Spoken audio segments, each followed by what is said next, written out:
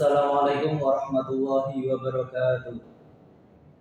Alhamdulillahirabbil alamin. Assalatu wassalamu ala asrofil anbiya'i wal mursalin sayyidina wa maulana Muhammadin wa ala alihi wa sahbihi ajma'in amma ba'du. Alhamdulillah, kita telah mendapati puasa di bulan Ramadan yang ke-24 dan kita masih diberi nikmat sehat, nikmat kuat, nikmat iman dan takwa kepada Allah Subhanahu wa taala sehingga kita masih bisa menjalankan perintah-perintah Allah di bulan suci Ramadan ini. Dan sebentar lagi bulan Ramadan akan usai dan akan berlanjut dengan bulan dan kedatangan bulan yang penuh berkah juga dengan penuh rahmat, yaitu bulan Syawal. Dan di situ ada sholat yang sangat dinanti-nantikan umat manusia, yaitu adalah sholat Idul Fitri. Masya Allah, membicarakan tentang sholat Idul Fitri secara hukum umum itu sunnah. Namun ada seorang ulama yang menyebutkan bahwa sholat Idul Fitri itu adalah fardu kifayah. Nah, saking besar pahalanya, jadi disebutkan hukumnya itu fardu kifayah oleh Al-Imam Al-Istikhori dari mazhab Asy-Syafi'iyah. Riwayat dari Ibnu Mas'ud, Nabi Muhammad sallallahu alaihi wasallam anin Mas'ud anin Nabi sallallahu alaihi wasallam annahu qala idza shamu syahra ramadhana wa kharaju ila idihim. Artinya, ketika umat Nabi Muhammad melaksanakan puasa Ramadan dan mereka keluar untuk melaksanakan sholat Idul Fitri. Nah, dari makna itu adalah alhamdulillah kita sudah diberi 24 hari untuk berpuasa dan masih ada seminggu untuk berpuasa lebih baik lagi.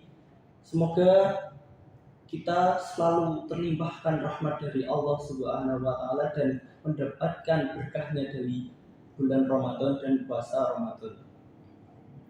Dan setelah Ramadan selesai, kita akan merayakan hari-hari kemenangan. Nah, di situ kita rayakan dengan sholat, yaitu adalah sholat Id atau sholat Idul Fitri. Nah, di situ dijelaskan di sini, yaqulu Allah Ta'ala ya malaikati kullu amalin yatlubu ajrahu ibadillah ladzi shamu syahrahum wa kharaju idihim yadlumuna ajrahum ashhidu anni qad ghafartu lahum fayunadi munadin ya ummata Muhammadin irji'u ila makazilikum yadlat sayyiatikum hasanat.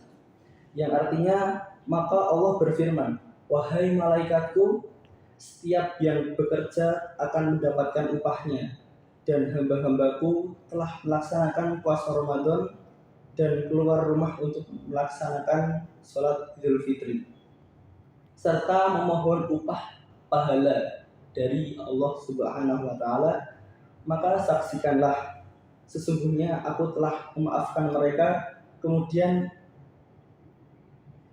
ada yang berseru, wahai Muhammad, kembalilah ke rumah-rumah kalian, aku telah menggantikan keburukan dengan kebaikan. Nah, ini Masya Allah, betapa pahalanya kita ketika sholat Idul Fitri itu sangat melimpah dan rahmatnya itu sangat begitu besar. Dan dijelaskan di arti tadi, setiap yang telah bekerja akan mendapatkan upahnya. Maksudnya, ketika kita sudah berpuasa di bulan Ramadan secara bersungguh-sungguh, maka kita di bulan ini akan mendapatkan upahnya dari Allah Subhanahu wa taala, upah nikmat-nikmat dari Allah Subhanahu wa taala. Maka saksikanlah sesungguhnya aku telah memaafkan mereka. Dan ada yang berseru, dan kembalilah ke rumah-rumah kalian, aku telah menggantikan keburukan dengan kebaikan. Nah, di sini permisah dari teman-teman channel Rohis Karisma, Allah Subhanahu wa taala saat kita melaksanakan sholat Id atau di hari raya Idul Fitri, Masya Allah, Allah telah memaafkan kesalahan-kesalahan kita.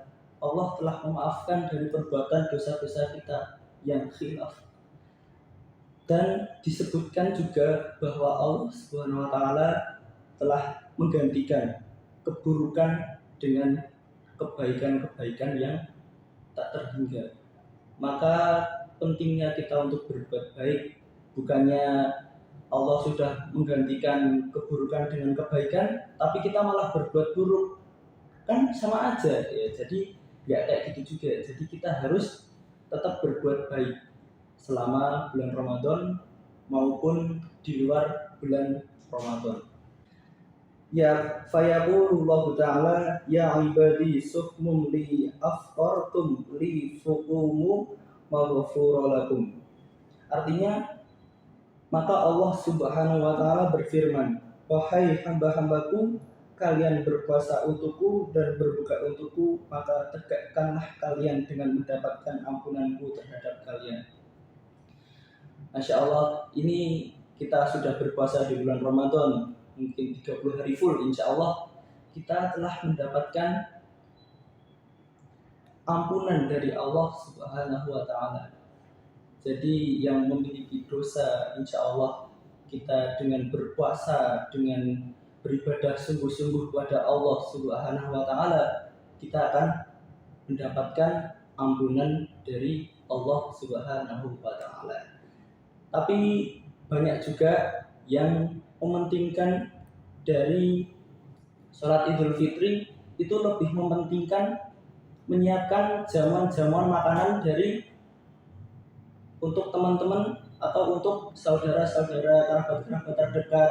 Nah, maka sudah disebutkan tadi di hadis berikut kalau sholat Idul Fitri ini Masya Allah pahalanya sangat luar biasa. Maka dan disebutkan oleh ulama Al-Imam Al-Istighfari kalau sholat Idul Fitri adalah sholat yang hukumnya fardu kifayah. Jadi ketika kita terpancing untuk menyiapkan makanan-makanan atau jamuan untuk keluarga atau tamu-tamu kerabat-kerabat kita, maka ditunda dulu dan mari kita sholat Idul Fitri. Dan setelah itu pemirsa sekalian, ada juga amalan-amalan di bulan yang penuh rahmat di bulan Syawal, yaitu adalah puasa Syawal. Disebutkan di sini ada hadis riwayat Muslim, man shoma Ramadhana tsumma atba'ahu bisittin min Syawalin kana qasyiyamid dahri. Artinya, barang siapa berpuasa di bulan Ramadan kemudian dilanjutkan dengan 6 hari puasa Syawal, maka seperti pahala berpuasa selama 1 tahun. Kenapa kok bisa dibilang berpuasa selama 1 tahun? Ternyata dari Syekh Al-Umrani Al-Bayan fi Mazhab Al-Imam Syafi'i juz 3 halaman 548 ini dijelaskan teman-teman sekalian, pemirsa Rohis Karisma, kalau berpuasa di bulan Ramadan itu pahalanya dikalikan 10. Ketika pahala itu dilipat gandakan menjadi 10, maka 30 dikali 10 adalah 300, maka itu kurang lebih adalah 10 bulan. Dan ketika pula bulan Syawal itu ketika kita berpuasa 6 hari dikali 10 adalah 60, kurang lebih 2 bulan, maka itu adalah 360 atau kurang lebih 1 tahun.